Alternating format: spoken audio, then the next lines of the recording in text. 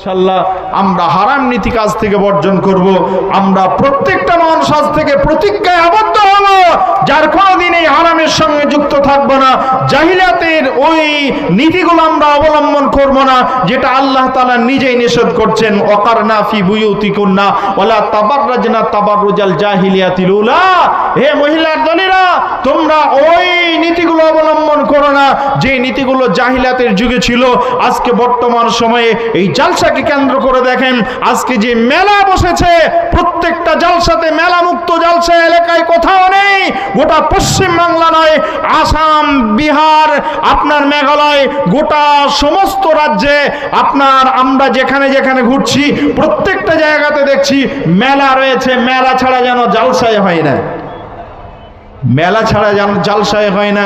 Committee আবার আপনাদের এই মালদাতে কিছু জালসা আছে, কমিটির পক্ষ থেকে মেলা বসানো হয় আর প্রত্যেকটা দোকান থেকে চাঁদা নেওয়া হয়। গত বছর একটা জালসাতে ইনভাইট করেছিল, আমাকে বলল, মাওলানা 1 নম্বর শর্ত হলো জালসায়, 1 নম্বর শর্ত হলো বিরাট মেলা বসবে, মেলার বিরুদ্ধে কথা বলতে পারবেন না। কেন না, যে লাগরদোল্লাগুলো এসেছে মেশিনে চলছে, একজনের সাথে নিয়েছি 50,000 টাকা, 3টে লাগরদোল্লা আছে, 3 জনের সাথে নিয়েছি, 2 জনের সাথে নিয়েছি 50,000 টাকা করে, আর একজনের সাথে নিয়েছি 30,000 টাকা। আর বাকি যত মেলা দোকান আছে প্রত্যেকটা দোকান থেকে যেমন দোকান তেমন টাকা নিয়েছি। কাজেই ওই দোকান থেকে ওই দোকানগুলোর বিরুদ্ধে কথা বললে পারে জালসা করব কি করে? জালসাতে আপনি মেলার বিরুদ্ধে কথা বলতে পাবেন না। কাজেই আমরা আজকে যেই নীতিগুলো এখান থেকে আমরা যে কথাগুলো আজকে শুনলাম, আমি আপনাদের সামনে যে কথাটা বলছি ভালো করে শোনেন। আল্লাহ রাব্বুল আলামিন যেন আজকের এই কথাগুলো, আমাদের এই বাস্তবমুখী কথাগুলো যেন আমাদের বাস্তবে আমল করার তৌফিক দান করেন। আল্লাহুম্মা আমিন। আল্লাহ যেন আমাদেরকে আমল করার তৌফিক দেন। ভাইজান, আমরা প্রয়োজনে যদি একা চলতে হয়, জীবনে একা চলবো, সাহাবেদের মতো আমরা নীতি অবলম্বন করব।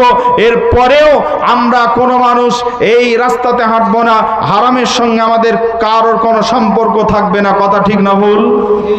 জি, আজ থেকে আমরা প্রতিজ্ঞাবদ্ধ হচ্ছি, আর কোনোদিন আমরা হারামের সঙ্গে যুক্ত থাকব না। আমরা যদি কেউ কোনো শ্বশুরমশাই কোনো মেয়ের পক্ষ থেকে, মেয়ের বাপ যদি আপনাকে খুশি করে কিছু দেয়, ওটা আলহামদুলিল্লাহ পড়ে নেবেন, কিন্তু ডিমান্ড করে কিছু চাইবেন না। তবে এটাও যদি হয় মনে মনে আপনি কিছু চাচ্ছিলেন আর ওটাই দিয়ে দিল, তাহলে এটা আবার আরও ভয়ঙ্কর রূপ নেবে। কাজেই এখান থেকে আমরা সকলেই যেন বেঁচে থাকতে পারি। আল্লাহ আমাদেরকে তৌফিক দান করুন, আমিন। আল্লাহ তাআলা আমাদের সকলকে হেফাজত করুন, আমিন। আমি আপনাদের কাছ থেকে বিদায়ের প্রাক্কালে শুধু একলা যদি চলতে হয় তারপরেও চলবো, ছোট্ট করে 2টি কথা বলে যাই। যদি একা চলতে হয় একা চলবো, তারপর আমরা হারামের সঙ্গে যুক্ত থাকবো না। একলা জীবন একলা মরণ, একলা জীবন একলা মরণ, একলা চলতে কিসের ভয়? একলা জীবন একলা মরণ, একলা চলতে কিসের ভয়? এ দুনিয়ার মানুষগুলো কেউ তো কারণ নয় গো, এ দুনিয়ার মানুষগুলো কেউ তো কারণ নয়। এ দুনিয়ার মানুষগুলো কেউ তো কারণ নয়, স্বার্থ ছাড়া কেউ চলে না, স্বার্থ ছাড়া কেউ চলে না, মনের কথা কেউ বোঝে না, কারোর দুঃখ দেখলে আবার করে দুঃখীর অভিনয়। এ দুনিয়ার মানুষগুলো কেউ তো কারণ নয় গো, এ দুনিয়ার মানুষগুলো কেউ তো কারণ নয়। একলা জীবন একলা মরণ, একলা চলতে কিসের ভয়? এ দুনিয়ার মানুষগুলো কেউ তো কারণ নয় গো, এ দুনিয়ার মানুষগুলো কেউ তো কারণ নয়। কে বুঝবে তোমার মনের কথা, মুছে দেবে সকল ব্যথা? কে বুঝবে তোমার মনের কথা, মুছে দেবে সকল ব্যথা? সে আল্লাহর সাথে বলো কথা, থাকবে না তো কোনো ভয়। এ দুনিয়ার মানুষগুলো কেউ তো কারণ নয় গো, এ দুনিয়ার মানুষগুলো কেউ তো কারণ নয়। একলা জীবন একলা মরণ, একলা চলতে কিসের ভয়, এ দুনিয়ার মানুষগুলো কেউ তো কারণ নয়। প্রাণ পাখি তুমি ওরে